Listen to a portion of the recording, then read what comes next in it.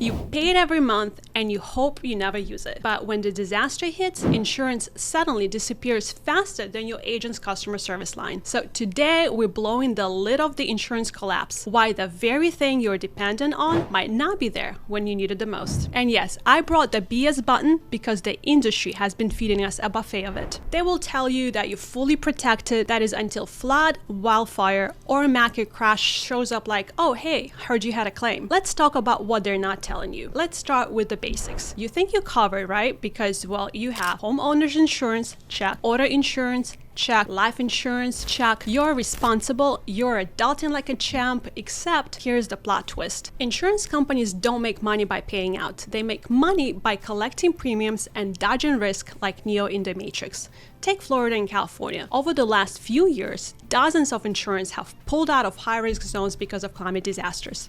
That beach house, uninsurable. Wildfire-prone suburb, off the books. Flood zone, you're on your own, champ. And yet, rates are still going up. Why? Because the model is breaking and the average consumer, it is the last to know. Here's what the data says. Home insurance premiums in high-risk states have surged up to 40% in a single year. In 2023 alone, over 1 million homeowners lost coverage in California, Florida, and Louisiana. FEMA estimates 13 million properties are at a significant flood risk, and even in flood zones. Translation, you could be living on a metaphorical ticking time bomb, but your insurance company says that's not covered under your policy. Floods, earthquakes, wildfires, unless you specifically paid for it, you're likely not covered. And when you are, good luck getting a payout without engaging a lawyer, 3 appeals, and a decade of patience. So why is the insurance industry falling apart? Climate disasters are getting more frequent and more expensive. In 2023, we had 28 separate billion-dollar disasters in the US alone. Insurers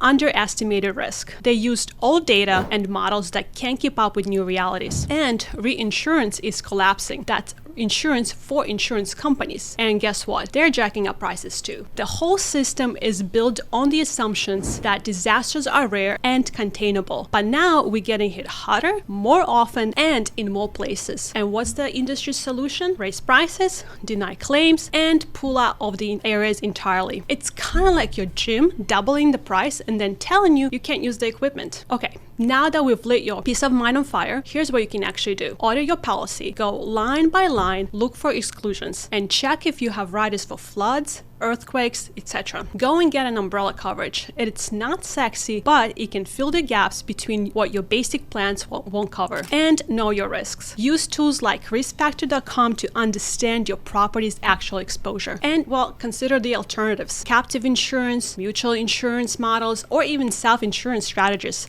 if you've got the cash cushion. Because the new world, the real safety net is the one that you built for yourself. Look, I'm not saying that insurance is useless.